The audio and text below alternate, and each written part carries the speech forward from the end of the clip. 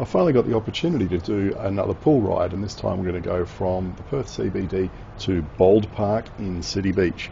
And we're going to start by just getting on one of the many cycle paths that go around the CBD. And on the right you've got the freeway, on the left you've got Parliament House. So yes, we really are smack in the middle of town. And you'll notice here, lots of cyclists going through red lights.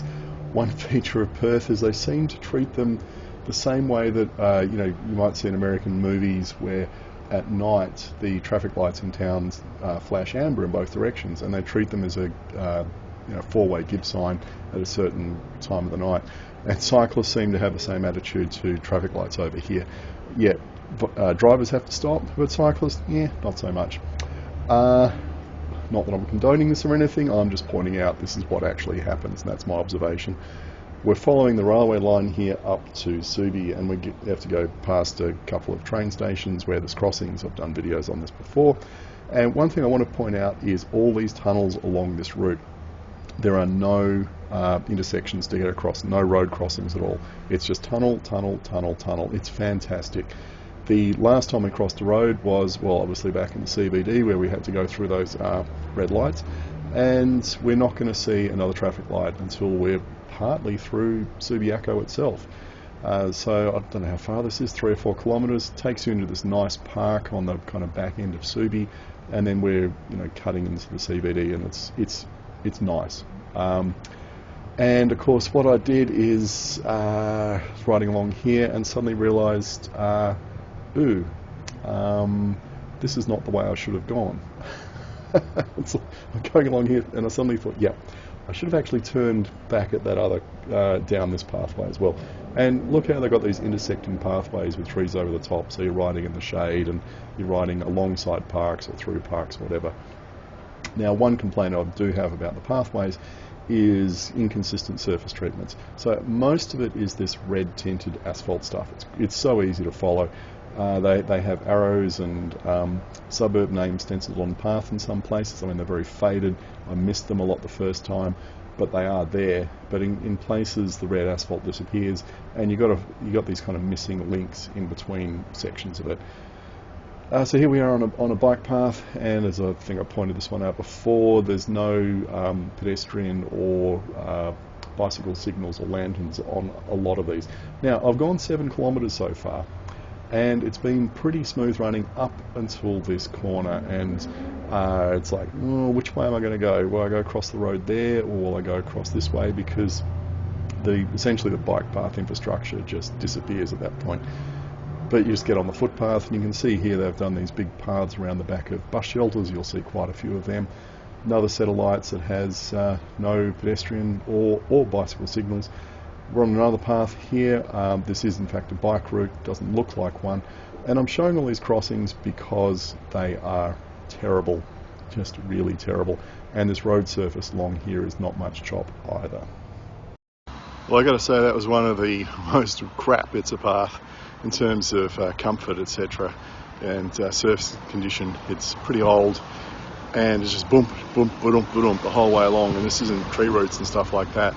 It's more where the path, instead of being one continuous path, every time it meets a driveway, it doesn't go across the driveway. There's a driveway and it goes, and there's a lip, and you go boom. So even though I'm riding a full suspension mountain bike, that was pretty uncomfortable. I can see why people actually ride on the road there instead of taking to the path.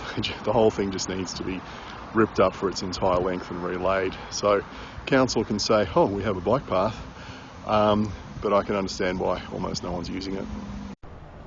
Yeah, I was so annoyed at that surface that I just had to stop and film that. And I actually did that on the way back after riding along it all the way there and all the way back. And I thought I'd do this in real time just to show you how lumpy it is. I don't know if you're kind of getting to see it. Now, these intersections, the geometry of them, it's terrible, and there's lots and lots of them. This is an old path, probably laid down in the 70s. It's not as wide as modern paths are. There's a cyclist on the road, sensible fellow, because the path is really. It's a path. It's good if you're not a confident cyclist, or you're riding with kids, etc., or the kids want to ride to school. Fine for that. I would not ride this on a road bike. you really do need a full suspension mountain bike. I know that sounds crazy, but it's deteriorated quite a lot over the years. Going around the back of another bus shelter so you don't conflict with people trying to get on and off the bus, like Victoria Road, etc. But you can see here they've got massively wide road reservations, so plenty of space to give you plenty of separation from the road. Why they couldn't make the paths wider, well, like I said, I laid down 50 years ago when that was the standard. Now I actually went past Bold Park because I wanted to see what the path was like on the other side. What was it like riding from the beach side? Well, anyway, wasn't that great either. But here we are going into Bold Park. This was renovated only a couple of years ago. The pool's been here forever, but council spent $12.5 million doing it up. And I just thought I'd ride around the car park to give you an idea of the scale of the car park. I think it takes up over half the area of the site. This is typical of Perth. Massive car parks, and they've even got a spare car park out the back for when the main car park out the front is full. And I did see this path leading off up into the bush there, and I thought I might just zip up there. I'm a bit early for having to swim with my brother.